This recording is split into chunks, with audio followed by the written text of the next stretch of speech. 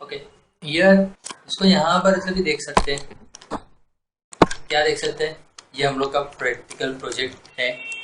हाँ, यहाँ पर रेसिस्टर एक लिया, 3 रेसिस्टर लगा के हम लोग ऐसा ही सेम जो ये है ना यहाँ पर इसके हिसाब से हम लोग चलते हैं। 1 रेसिस्टर, 2 रेसिस्टर और 3 रेसिस्टर लगाए।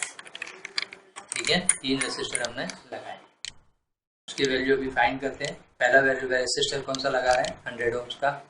यहाँ क्या कर रहे हैं? पहला हमने 100 ओम्स का लिया, यहाँ हम लोग 100 ओम्स दे रहे हैं पहले को। 100 ओम्स लिखा है। दूसरे को हम दे रहे हैं कितना ओम्स? 50 ओम्स। हाँ, दूसरा हमारा कौन सा है? 50 ओम्स। तो यहाँ हम लोग 50 ओम्स दे रहे हैं।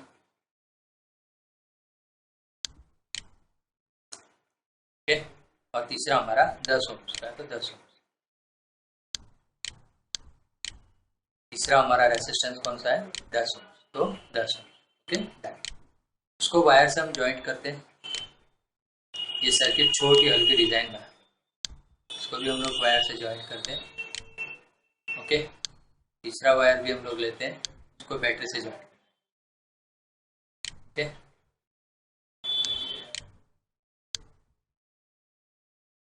यहाँ हम लोग एक बैटरी लगाते हैं, बैटरी प्लस माइनस। ओके, और अब क्या लगाना? मुझे एक एम्पियर मीटर चाहिए, तो हम लोग क्या लगाते हैं यहाँ पे? M metre. एम मीटर लगा रहे हैं। एम मीटर कैसा करेंगे? देखिए, एम मीटर का सिंबल आया, तो हर सर्किट में लगाने के लिए हमको एम मीटर चेक करना पड़ेगा तो अंदर से करंट का फ्लो कैसा जा रहा है, तो उसको सीरीज में लगाना पड़ता है एम मीटर। ठीक है, फिर एक वायर लगाया, कनेक्शन दिया, बराबर सिस्टमेटिक ड्रॉ कराया। फिर एक कनेक्शन वायर लिया और उसको यहाँ से इसके साथ। ये क्या हुआ? तुम्हारी एक सर्किट हो गई। करंट जा रहा है, देखो गौर से देखो, लेकिन क्या हो रहा है? स्लो जा रहा है। कितना लोड है?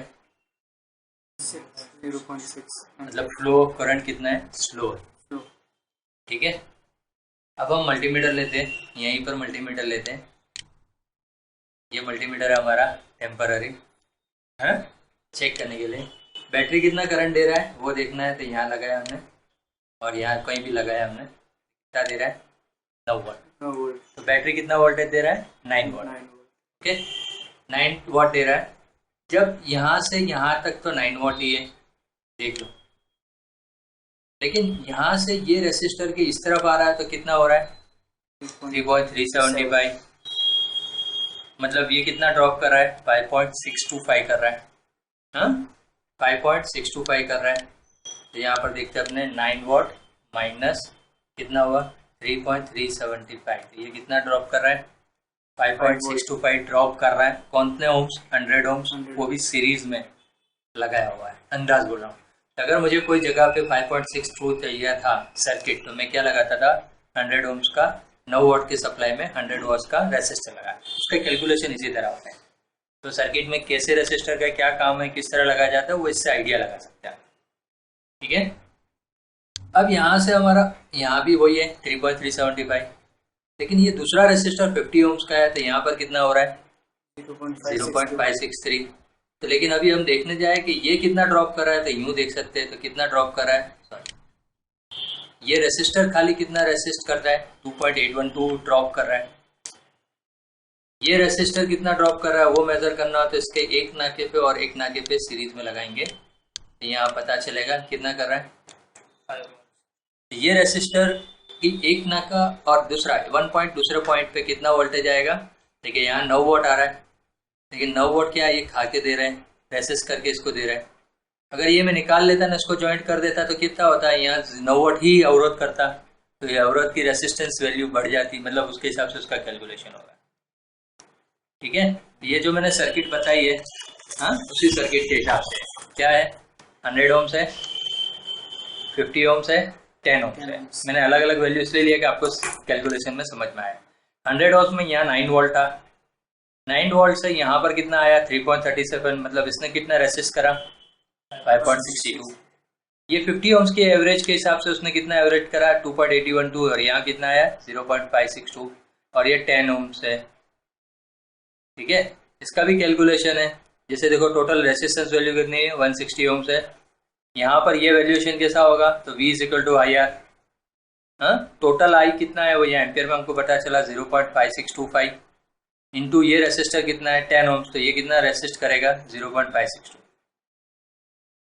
इसी तरह अगर इसकी वैल्यूएशन करना है तो V is equal to I R. हाँ, तो V कितना है, तो V फाइंड करना है, यहाँ पर कितना वोल्टेज ड्रॉप कर रहा है, तो I कितना है वो देखना है। तो I कितना हुआ ये, और ये रेसिस्टर कितना है 50 ओम्स, तो मल्टीप्लाई करेंगे तो क्या आएगा, ये वैल्यू आएगी। ठीक है, इस हिसाब से इसका कैलकुलेशन होगा। हमको सर्किट बनानी नहीं है, लेकिन एक जजमेंट होना चाहिए कि 2 रेसिस्टर 3 रेसिस्टर क्यों लगाया, उसकी वैल्यू क्या आती है, कि कितना ड्रॉप होता है। अगर ये 100 ओम्स की जगह मैं अलग वैल्यू लगा दूंगा तो नहीं चलेगा। ठीक है, अगर 0 ओम्स 10 ओम्स है तो थोड़ा बहुत वेरिएशन है तो चला सकते हैं, लेकिन जितनी चीज लगानी है उतनी लगानी। ठीक है, देखो यहाँ पर इसका कैलकुलेशन इसी तरह है 0.61। अगर ये 10 ओम्स को मैं उड़ा देता हूँ या इसको रेसिस्टेंस 0 कर देता हूँ, एक एग्जांपल, तो करंट का फ्लो क्या होगा, बढ़ता जाएगा। देखो फ्लो बढ़ गया, पास जाने लगा। हाँ, ये 50 को भी और 0 कर दूंगा, मतलब शॉर्ट कर दूंगा। 0 मतलब कोई रेसिस्टेंस नहीं, डायरेक्ट शॉर्ट है। अब क्या हुआ, एम्पियर बढ़ गया। अगर इसको भी मैं 0 कर दूंगा तो क्या हो जाएगा, शॉर्ट सर्किट हो जाएगा।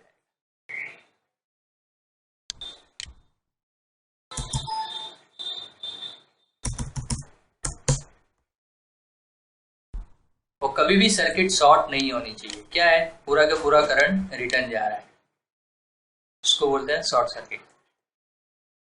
क्यों, I is equal to V R, दोनों सेम टू सेम है, पूरा का पूरा एम्पियर खा रहे हैं। तो उसके लिए क्या हुआ, कहीं भी हमारा डायरेक्ट प्लस को माइनस के साथ ज्वाइंट नहीं होना चाहिए, तो कुछ ना कुछ रेसिस्टेंस होना चाहिए। जितना कम रेसिस्टेंस है उतना करंट का फ्लो बढ़ेगा, जितना ज्यादा रेसिस्टेंस है, अभी मैं 5 भी कर दूंगा तो क्या होगा, हाँ दिख रहा है नीचे, सब दिख रहा है। अब करंट का फ्लो क्या है, यहाँ से यहाँ देखो कितना हो रहा है, थोड़ा तो अवरोध कर रहा है, पॉइंट समथिंग 1.5 ओम से, तो एकदम लाइट करंट फ्लो विरोध करता है। और क्या हुआ 1.7, इसका कैलकुलेशन ऐसा ही हुआ 595, हाँ 9 डिवाइड बाई 5, तो इतना कितना हुआ 1.78। इस तरह कैलकुलेशन कर सकते हैं, ये रूल्स आपको याद रखना है। आर पता है आपको, रेसिस्टेंस 5 ओम्स है, आई पता है 9 वॉट है, तो वोल्टेज ऑटोमेटिकली आ जाएगा। वोल्टेज पता है 2, कोई भी चीज पता है तो अब तीसरा आराम से पता चल जाएगा। ठीक है, इसको बोलते हैं ओम्स लॉ। अब सर्किट में हम लोग देखते हैं, सर्किट में देखो ये N79 की सर्किट्स है, यहाँ भी रेसिस्टर्स है, देखो ग्राउंड के साथ। दूसरा यहाँ से आगे पास ऑन होने के लिए भी यहाँ पर रेसिस्टर लगाया हुआ है, देखो ये रेसिस्टर 0 ओम्स है, ये क्या लिखा हुआ है, ग्राउंडिंग रेसिस्टर्स है। ये 10 100 होता है, 100 आवर्स है। यहाँ भी 100 किलो ओम्स है, देखो 100 के लिखा हुआ है, हाँ ग्राउंडिंग के साथ। और भी बहुत जगह जगह आपको रेसिस्टर मिलेंगे। तो सर्किट में आपको ये पता होना चाहिए सीरीज पैरेलल में कहाँ कहाँ कैसे लगे, कहीं सीरीज में भी लगे होंगे।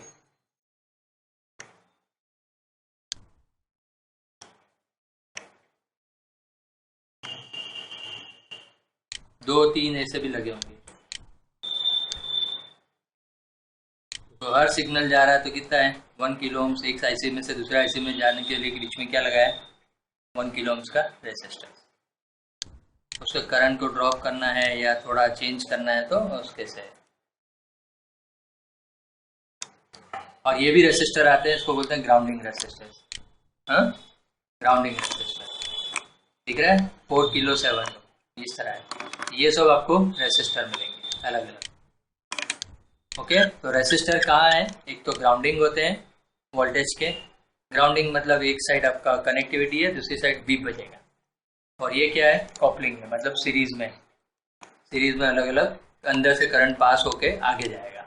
सपोज ये रिपेटेंस से यहाँ से सिग्नल जाएंगे, सब आपको दिखेंगे ज्यादातर।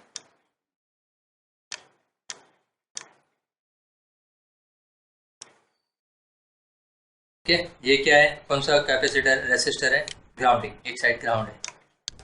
और जो जॉइंट में लगे हैं वो क्या है, देखो ये कॉपलिंग है, मतलब एक तरफ से दूसरी तरफ सिग्नल जाने में बीच में लगा हुआ है। और ये क्या है, ग्राउंडिंग। ग्राउंड। ऐसा सिंबल भी दिया होगा, ये भी ग्राउंडिंग है 2 मेगा ओम्स, 2.2 मेगा ओम्स। समझ में आ रही? तो रेसिस्टर्स, ये रेसिस्टर किस तरह यूज होता है वो है। तो रेसिस्टर की सर्किट इस तरह है। अगर इसकी जगह पे मैं लैंप भी लगा देता हूं तो लैंप भी चालू होगा। अब वो लैंप कैसा होगा, लैंप भी एक वही है, लोड है।